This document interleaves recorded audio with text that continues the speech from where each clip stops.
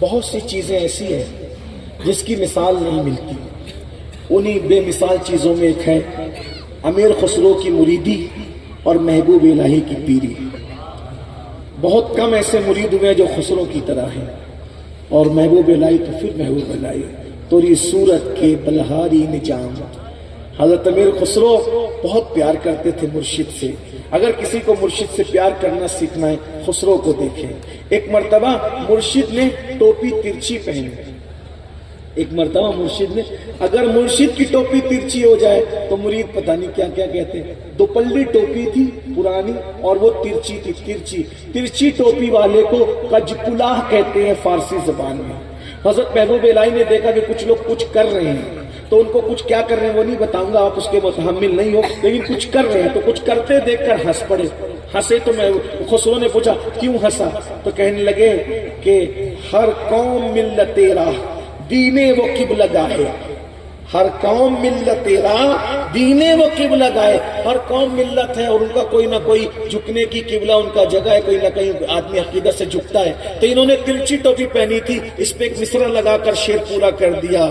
من قبلہ راست کردم برسمت کچ کلا ہے، مگر میں نے تو اپنا قبلہ اس ترچھی ٹوپی والے کے ذریعے سے سیدھا کر لیا.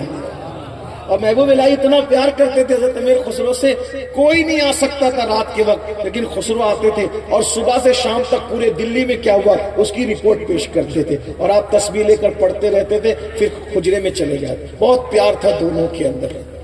یہ ترکی النسل تھے خسرو، اسی لیے آپ خسرو نہیں کہتے تھے، کیا کہتے تھے؟ او ترک اللہ لقب دیا تھا امیر خسرو کو. ایک دن حضرت امیر خسرو جنگ پہ گئے تھے. ادھر جنگ پہ گئے، ایک سید بادشاہ سید زادہ محبوب الہی کے پاس آیا، سرکار میری بیٹی کی شادی، میری بیٹی کی. اب امیر حضرت محبوب الہی بہت لٹاتے تھے. اس زمانے میں 200 روپے کا لنگر کا خرچہ تھا منتھلی. آج سے 700 سال پہلے جب لوگ چند سکوں میں حویلیاں بناتے تھے، محبوب الہی اس سے بہت زیادہ، یعنی آج لاکھوں روپے آج کے دور کے حساب سے لنگر پہ لٹاتے تھے. بادشاہ کو چڑھائی مجھ سے ملتے نہیں ہیں، میرے سپاہی ان کے مرید ہیں، نذرانے پیش کرتے ہیں تو لنگر کھلا کھلا کے لوگوں کو اپنا بناتے. تو بادشاہ نے کہا خبردار، یہ لنگر کھلا کے لوگوں کو اپنا بناتے ہیں، اس لیے کوئی سپاہی آج سے نظام الدین سے ملنے نہیں جائے گا، کوئی نذرانہ نہیں دے گا. خبر آئی خانقاہ میں، حضرت سپاہیوں کو پابندی لگ گئی، نذرانے پابندی لگ گئی کہ آپ ان سے نذرانہ لے کر کے لنگر بنا کے لوگوں کو اپنا بناتے. محبوب الہی نے مسکرا کے کہا آج سے لنگر کا خرچہ ڈبل کر دو تاکہ اس کو پتا چل جائے نذرانوں پہ لنگر نہیں کرتا، اللہ کی عطا پہ لنگر کرتا. محبوب الہی آئے. تو بہرحال حضرت امیر خسرو پیار کرتے تھے سید لوگ، ضرورت مند لوگ آتے. خانقاہ اسی کو کہتے ہیں جس میں ضرورت پوری کی جائے. نذرانے کا جو سسٹم تھا نا وہ کیا تھا وہ بتا. پیر جو ہوتا ہے اس کے مرید غریب بھی ہوتے ہیں اور امیر بھی ہوتے ہیں. تو یہ نذرانے کا سسٹم صوفیہ نے اس لیے قائم کیا تھا، مالدار مرید سے لیں گے اور غریب مریدوں کو دے دیں گے. یہ صوفیہ کے نزدیک تھا. بہرحال ابھی میں اس پہ اپنی اوقات نہیں اس پہ ڈسکس کرنا، لیکن ایک کانسیپٹ میں نے پیش کیا. اپنی جو حیثیت ہے اپنے طالب علم ہے اس کی اپنی حیثیت، اس پہ تبصرہ خانقاہی لوگ ہی کر سکتے ہیں، میں نے کوئی نہیں کرنا. بس ہم نے تو اتنا کرنا کہ نظر پیش کریں. حضرت ہمارے مخدوم صاحب مخدوم اشرف جہانگیر سمنانی ہمارے مرشد کہا کرتے تھے، اللہ والے زمین کے اوپر رہے کہ اندر رہے. جب ان کے پاس جایا کرو تو خالی ہاتھ مت جایا کرو، جو خالی ہاتھ جاتا نہیں خالی ہاتھ واپس آتا نہیں. مرشد سے ملو بھی تو خالی ہاتھ مت ملو، اور مزارات پہ جاؤ بھی تو خالی ہاتھ. علماء سے ملو بھی تو خالی ہاتھ مت ملو، اور مزارات پہ جاؤ بھی تو خالی. بڑا ہاتھ لے جاؤ گے، تم اپنی حیثیت کے مطابق دے آؤ گے، اللہ تمہیں اپنی شان کے مطابق عطا کرے. خالی ہاتھ نہیں جانا چاہیے. ہمارے مرشد مخدوم اشرف نے فرمایا، اور اللہ کا شکر ہے جب سے ہم نے اس پہ عمل شروع کیا ہے اس کی برکت ہم دیکھ رہے ہیں. مخدوم صاحب کی فرمان کی برکت ہے. ہاں جہاں بھی مزار پہ بھی جاؤ ایک آدھ پھول لے کے جاؤ، عطر لے کے جاؤ، خالی ہاتھ نہیں جانا، خالی ہاتھ واپس بھی نہیں آؤ. بہرحال لوگ آتے تھے اپنی مراد پاتے تھے. سید صاحب آئے، حضور میری بیٹی کی شادی ہے، انتظام نہیں ہوا، کیا کریں؟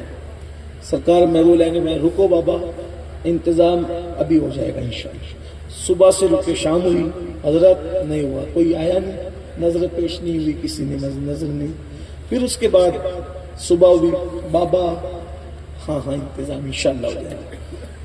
پھر تیسرا دن آیا، اب انتظام نہیں ہوا۔ محبوب الہی نے کیا کیا، اپنے جوتے اٹھایا، سید کو کہا سید صاحب کوئی انتظام نہیں ہوا، یہ جوتے لے کے چلے جائیں، میں خالی نہیں بھیجا، جوتے لے کے چلے جائیں۔ اب انہوں نے سوچا یہ جوتے ہیں وہ بھی پھٹے ہوئے ہیں، کون کیا کام بنے گا اس سے، بابا لے جاؤ تمہارا کام بنے گا انشاءاللہ۔ اب یہ لے کر چلے۔ اب وہی دکھ ہے، یہ پھٹے ہوئے جوتے، لیکن پھٹے ہوئے تھے مگر محبوب الہی کے، محبوب الہی کے محلے والے بڑے مخالف تھے، بولے یہ فجر نہیں پڑھتے، رات دن سما میں بیٹھے تھے، فجر نہیں پڑھتے محلے والے۔ لیکن جب چند لوگ حج کو گئے تو سیدھا آ کے خانقاہ میں قدم پکڑے، بولے کیوں قدم پکڑ رہے ہو، بڑی مخالفت کرتے تھے۔ بولے حضرت سمجھ میں آیا، فجر نہیں پڑھتے ہم کہتے ہیں، لیکن ہم نے دیکھا ہر فجر میں آپ مسجد نبی میں پہلی صف میں نظر آئے۔ سبحان اللہ سبحان اللہ۔ بڑی صورت کے بلہاری محبوب الہی بابا فرید کا جانشین ہے، جسے دنیا محبوب الہی کہتے۔ ہمارے آقاؤں کے کیسے آقاؤں کا بندہ ہوں، بول بالے میری سرکار ہے۔ اللہ اکبر۔ تو جوتے لے کے چلے گئے، لیکن دل میں کھٹکا ہے کہ میں مرشد نے جوتے پھٹے ہوئے لے کے گئے، رستے میں تھک گئے تو امامے میں لپیٹا، تکیہ بھی نہیں تھا، اور سرائے ہوتے تھے اس زمانے، سو گئے۔ ادھر خسرو آ رہے تھے فتح یاب ہو کر، اور بہت مال غنیمت ہے، کئی جانوروں سے لدا ہوا تھا، کئی جانور لدے ہوئے تھے، مال سے غنیمت میں حصہ ملا تھا۔ اب اچانک وہاں رکے تو اپنے دوستوں سے کہتے ہیں پیر کی خوشبو آ رہی ہے۔ لوگوں نے کہا چپ رہ تم کلا، جب دیکھو جب پیر کیا پیر لگایا رہتا ہے، لیکن یاد رکھنا یہ پیر کہاں تک پہنچاتا ہے۔ کہنے والے نے کہا ہے یا غوث کہتے کہتے ہو جاتے ہیں غوث، خواجگی مل جاتی ہے خواجہ کا دم بھر کے تو دیکھ۔ یہ سب عقیدتوں کی بات ہے۔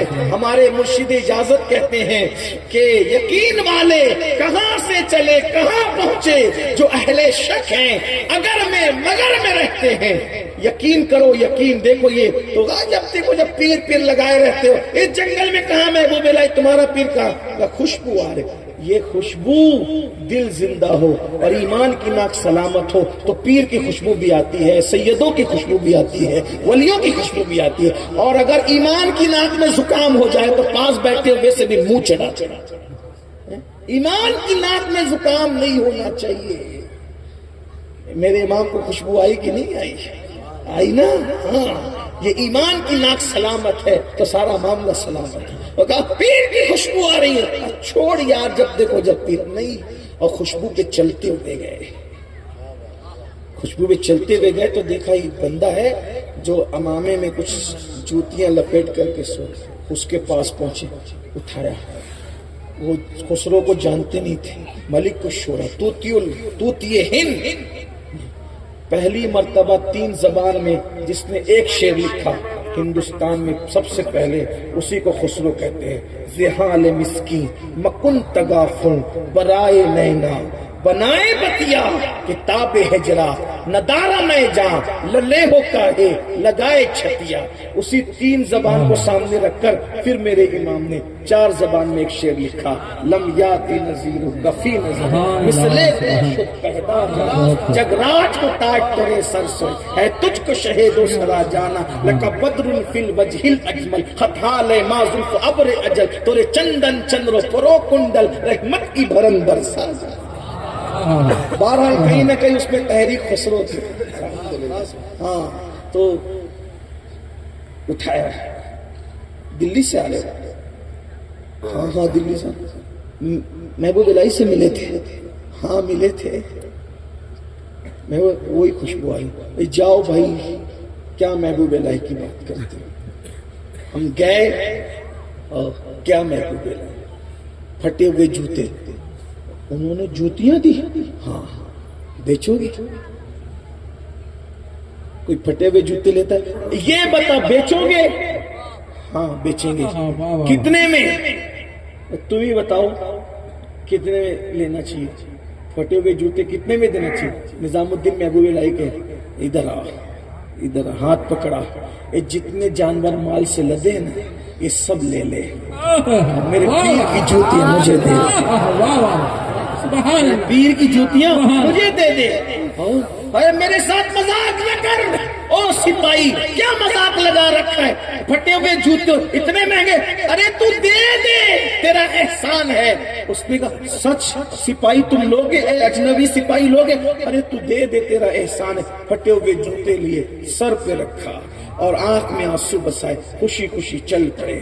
جب گلی میں آئے تو حضرت محبوب الہی کھڑے ہو گئے اور کہ وقت کی کیفیت ہے۔ لوگوں نے کہا حضور کیا ہوا؟ کہا یار کی خوشبو آ رہی ہے، یار کی خوشبو آ رہی ہے۔ اور اس کے بعد جب آئے ہیں آنکھ میں آنسو ہے، اور خسرو بہت سستا سودا کر کے آئے، سستے میں خریدی کا مرشد اتنا جتنا تھا دے دیا۔ اگر مانگنے والا جان طلب کرتا تو اپنی جان بھی دے کر کے مرشد کی نالین حاصل کر لیتا۔ سنیوں بتاؤ جو مرشد کی نالین سے اتنا پیار کرتا ہو وہ رسول اللہ کی نالین سے کتنا پیار کرتا ہے؟ یوں ہی نہیں کہا جو سر پہ رکھنے کو مل جائے نالے پا کے حضور تو پھر کہیں گے کہ ہاں تاجدار ہم۔